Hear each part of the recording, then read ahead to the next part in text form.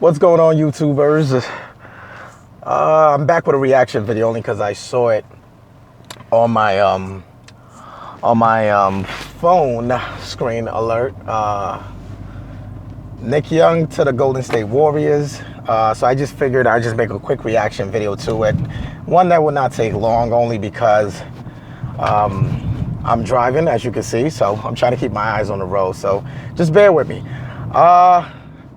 Great move by the organization that seems to know what the hell that they're doing.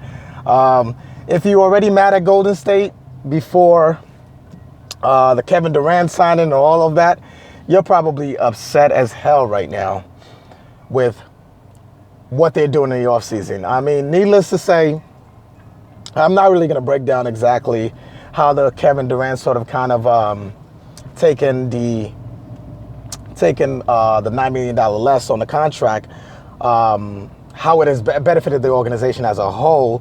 That's a topic for another day. I'll probably touch on that another time. But in a sense, just more or less what they've done in the offseason. If I had to really give a letter grade to the Golden State organization as a whole, they've done. I give them an A for this offseason pickup moves that they've made. I mean, we're talking about Nick Young and Omar Casspi, who, if you're an NBA 2K fanatic like I am, you actually understand how valuable Omar Casspi is. He's literally a 3 guard that could play the 4, could play the stretch 4 position, because he's about 6'8", maybe 6'9".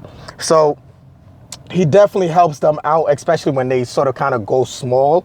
And he's such a great pickup to come off the bench in order to give them, just a little bit more depth, shooting and all of that. So it's such a great pickup by them.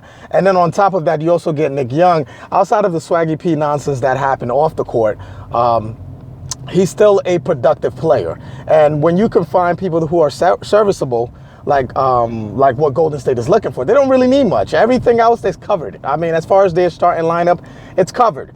So when it comes to sort of kind of finding other people to play or fill a certain role positions, they've done a marvelous job this offseason. So not only did they pick Omar Casspi up, but even in the draft, picking the player, I believe, out of Oregon. I forget the guy's name.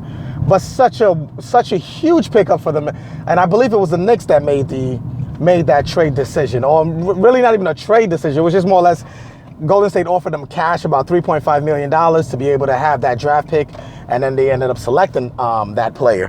So great move by the organization that seemed to have it all figured out, seemed to be moving on all cylinders.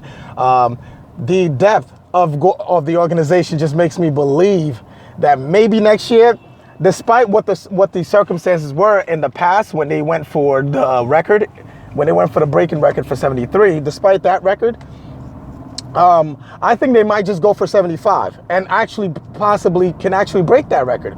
Sorry, I'm going through a mini bridge. But yeah, I think they can break that record. So This is such a I don't know, this is such a good move by the organization. Like, it's crazy how well they have this thing going on. And it makes you really realize, not that I sympathize with the rest of the other NBA fans who feel as if the league has really dismissed the notion of actually having parity anymore, because at the tail end of each season, you're going to have the Golden State Warriors, or you're going to have Cleveland representing the East in the finals. I don't care about what they have to say. I mean, I'm a big Kevin Durant fan, so it doesn't really matter to me. I enjoy the game. I enjoy the game being played at such a high level. I also enjoy the game being played the way it's supposed to be. You know what I'm saying? I mean, this is an organization that, when I talk to people about this, and I said this may be the first team that I can honestly put my money on it, that they may be able to challenge the throne for the next 5 years. Like, they are that capable of being able to accomplish such feat. So with these moves that they've made, they have definitely perfectly aligned themselves to not only to not only be dominant, but to stay dominant as the year goes by. I mean, what people aren't talking about is the fact that they still have Patrick McCaw, who was a really good player last year. If you really saw what he kind of did, he reminds me, and I could, you guys may have your opinions based on what I'm about to say, but Patrick McCaw sort of kind of reminds me of a young Iguodala. I mean, he's very raw, of course, as you can tell, but he's a 6'7" guard that can literally, he can shoot, he can shoot, he can handle the ball, he can also get to the hole. Like, this kid is not scared of nothing. And during the postseason is when I actually saw that. Oftentimes they gave him the ball and they just said work, and the man showed up. And so you gotta tip your hat off to a kid that young that was able to handle those sort of kind of pressure moment at that time, and that was in his rookie year during the postseason when things are on the line. You got to give credit to where credit is due. GSW seem to have it all figured out. They seem to have it all mapped out, and barring injury, even barring injury to, I guess, one of their key main players, I honestly see them winning it next year and likely the year after. But as I said, I wasn't going to make this video long. So if you guys have any other questions or comments below, just hit it at the bottom, and I will try to reply to most of it. And also, don't forget to hit the subscribe button, because these are my new videos, man. I'm trying to keep them coming as much as I possibly can. And as you see, like, this is even me coming from work, and I figured, you know what? Let me drop a reaction video to the Swaggy P acquisition by the Golden State Warriors.